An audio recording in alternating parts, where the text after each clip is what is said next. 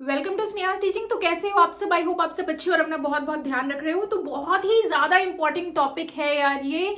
CTET के लिए अगर आप परेशान हो, जनवरी 2024 की सीटेट के लिए बहुत ज्यादा ही चिंतित हो ना, तो ये वीडियो आपके लिए है। एंड तक देखना, एकदम सीटेट क्रैक होगा आने वाला। जनवरी 2024 के सीटेट को हम लोग टारगेट करते हैं, सीटेट एग्जाम, ठीक है।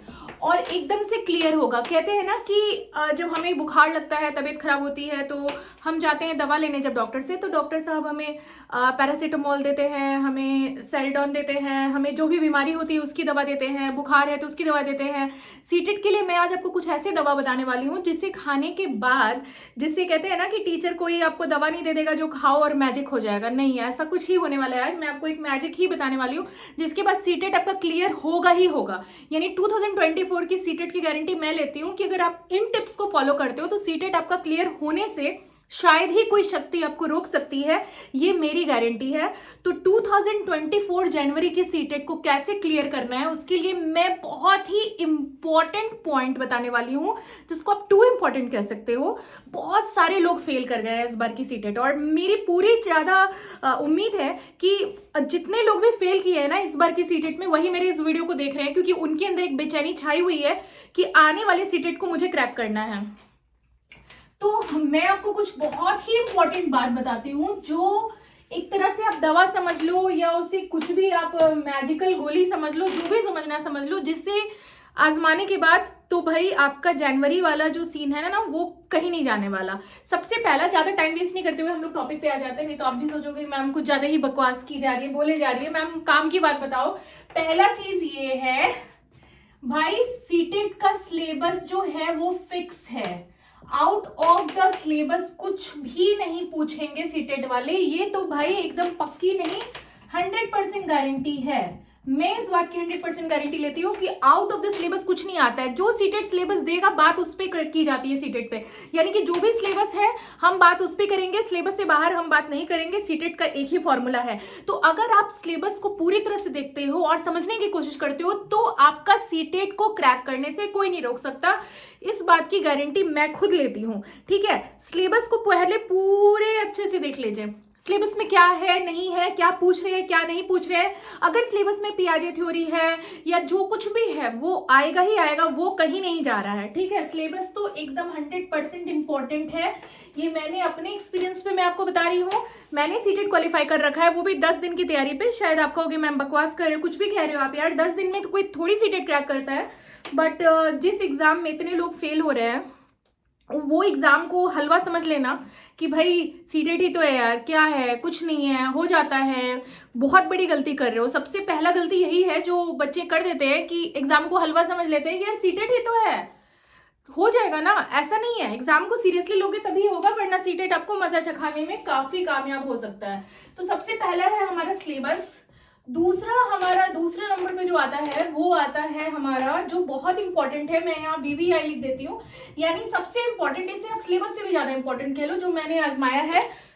Guess what, yes this is the previous paper, यानी पिछले साल पूछा हुआ जो पेपर है, पिछले साल जो पूछा गया है, पिछले के पिछले साल मैंने अपने टाइम पे 2011 से शुरू किया था। 2011 या 2012 जब से सीटेट शुरू हुआ था तब से शुरू किया था। उसकी आने वाले कॉन्सिक्वेंट जितने भी पेपर्स थे मैंने सॉल्व किए थे। यानी कि अगर आप सिलेबस नहीं पढ़ो, मान लो कि आप बहुत आलसी हो, आपको सिलेबस नहीं पढ़ना, आपको पढ़ाई नहीं करनी, आपको कुछ भी नहीं करना है, कुछ भी नहीं, तो आप कुछ नहीं, बस कहते हैं ना कि आप बस, आपके पास टाइम कम है, आपको ज्यादा मेहनत करने का मन नहीं है, आप बस 10 साल का प्रीवियस पेपर को रगड़ दो, यानी कि इसे पूरे एकदम खत्म कर दो, फिनिश कर दो, तो आपका सीटेट तो वैसे ही क्लियर हो जाएगा। 90-95 नंबर तो ऐसे ही आ जाएंगे, यानी कि जो क्वालिफाई है, क्वालिफाई हो गया, बात खत्म। यानी 2011 से लेकर 2022 तक की पेपर को आप सॉल्व करो। अब आप कहोगे मैम इतना सारा पेपर है कैसे सॉल्व होगा? अरे बिल्कुल होगा, ठीक है, ऐसा नहीं है कि नहीं हो सकता है। पेपर 1 है, पेपर 2 है, 1-1 घंटे की पेपर आप लगाओ हर दिन, ठीक है। मान लो कि मंडे को मैंने 2011 की पेपर सॉल्व की, मैंने रूटीन बना लिया, ठीक है, पेपर 1 पेपर 2 दोनों की। ट्यूसडे को मैंने 2012 की सॉल्व की। आंसर नहीं आता है, आंसर खोजो, गूगल करो, कोई भी बुक ले लो जिसमें प्रीवियस ईयर की पेपर हो, ठीक है। कोई भी बुक ले लो मार्केट से, कोई भी पब्लिकेशन, दिशा है, ये है, वो है, अरिहंत है, जो प्रीवियस पेपर लाती है जिसमें आंसर्स बहुत ज्यादा मिस्टेक्स देखने को मिलते हैं, सीटेट के आंसर्स बहुत ज्यादा प्रॉब्लमेटिक हो जाते हैं, कई बार बहुत सारे पेपर में आंसर गलत रहते हैं सीटेट के, ठीक है। तो वहां पे अपना लॉजिक लगाइए, आंख बंद करके बुक के आंसर्स पे भरोसा करने का नहीं है, ठीक है। ट्यूसडे को आप 2012 ले लो, वेडनेसडे को मैं 2013 के पेपर सॉल्व करूंगी जी, और सब में आप खुद को मार्क्स दोगे, ठीक है। आप बैठोगे सॉल्व करने, आप नोटबुक लोगे, ठीक है। सुनो मैं क्या बोल रही हूँ ध्यान से। आपने पेपर 1 सॉल्व करना शुरू किया, नोटबुक में आप क्या करोगे, फर्स्ट, सेकेंड, थर्ड, सीडीपी लिखोगे, सीडीपी फर्स्ट का आंसर सोचोगे, लिखोगे, सेकंड का आंसर सोचोगे, लिखोगे, थर्ड का आंसर सोचोगे, लिखोगे, और फिर खुद को मार्क्स दोगे। आपने मान लो सीडीपी में 25 सही किया 30 में से, तो आपका रिकॉर्ड बनेगा 2011 की जो मैंने प्रीवियस पेपर सॉल्व की है उसमें मुझे 30 में 25 आ रहे हैं, ठीक है। आप अपने हर साल के मार्क्स चेक करो, जो मैंने अपने टाइम पे बिल्कुल ऐसे ही किया था। अपने हर ईयर के प्रीवियस पेपर को सॉल्व करो, उसमें जो भी मार्क्स आता है मार्क्स को एनालाइज करो, और खुद को आप ऐसे ही प्रैक्टिस करते रहोगे ना तो पेपर तो यूं निकाल के आओगे आप 2024 का, ठीक है। तो सेकंड तो है जी प्रीवियस पेपर, और जो लास्ट पॉइंट आता है सीटेट क्लियर करने का, प्रीवियस पेपर को सॉल्व कैसे करें, इससे रिलेटेड मैं एक स्पेसिफिक वीडियो बनाऊंगी, यानी एक बहुत ही खास वीडियो बनाऊंगी जिसमें आपको पता चलेगा कि प्रीवियस पेपर को सॉल्व करने का राइट अप्रोच क्या है। यानी प्रीवियस पेपर तो सभी बोलते हैं कि यार कोई भी आता है ज्ञान देके चला जाता है कि प्रीवियस पेपर सॉल्व कर लो, ज्ञान देना बहुत आसान है, बट सॉल्व करने की जब बात आती है ना तो बच्चे कंफ्यूज हो जाते हैं कि मैम ने बोला था प्रीवियस पेपर सॉल्व करने, बट मुझे नहीं समझ में आ रहा है। तो प्रीवियस पेपर सॉल्व करने का एक टेक्निक है जो मैं आने वाली वीडियो में बताऊंगी। अब आता है जी नेक्स्ट थर्ड नंबर पे जो है वो है भाई साहब एनसीईआरटी। हाँ जी, ये गलत नहीं है, बड़े बड़े अक्षरों में लिख रही हूँ, एनसीईआरटी नहीं पढ़ेंगे और सीटेट निकल जाएगा। मजाक कर रहे हो क्या? कोई आपको ऐसे ही बोलेगा, मजाक चल रहा है क्या? सीटेट है कि मजाक है?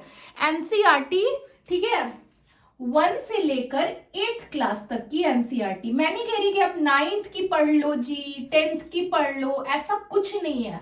1 से 8th क्लास की एनसीईआरटी आपको पढ़नी है। एसएसटी वाले एसएसटी वाली एनसीईआरटी पढ़ेंगे, साइंस वाली एनसीईआरटी पढ़ेंगे, ठीक है।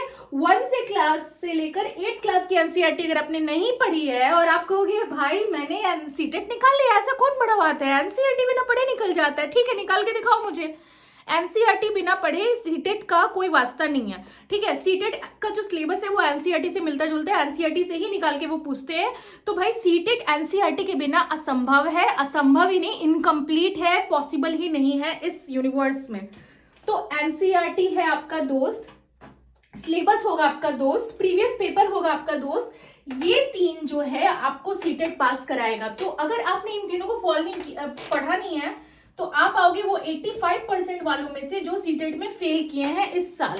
अगर आपको उन 15% में आना है जो पास कर गए हैं सीटेट, या 10% में आना है, तो उसके लिए आपको ये 3 तो फॉलो करना ही पड़ेगा। अगर आप ये 3 फॉलो नहीं करोगे यार तो भूल जाओ टीचर बनना, फिर कुछ कोई इसका रास्ता ही नहीं है, कोई इसका सॉल्यूशन ही नहीं है, ठीक है।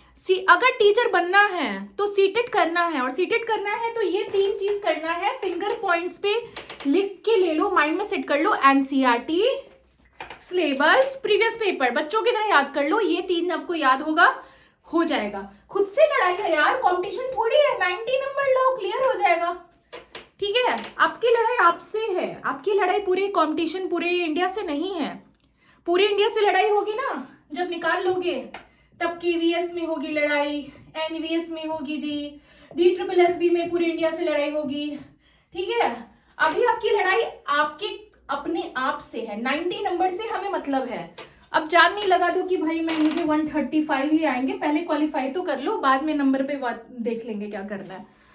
तो आई होप कि आज की वीडियो में आपको मैंने बहुत कुछ समझाया। एक बहुत ही इंपॉर्टेंट वीडियो मुझे लानी है जो है प्रीवियस पेपर सॉल्व कैसे करें, क्योंकि ये बहुत ही इंपॉर्टेंट टॉपिक है। लोग ज्यादातर इस टॉपिक को नजरअंदाज कर देते हैं, प्रीवियस पेपर ही तो है यार, ऐसे नहीं होता है सॉल्व। प्रीवियस पेपर सॉल्व करने का भी एक राइट अप्रोच होता है, जो मैंने थोड़ा सा हिंट आज अपने वीडियो में देने की कोशिश की है। अगर आप भी चाहते हैं इस पर वीडियो जरूर कमेंट बताइएगा।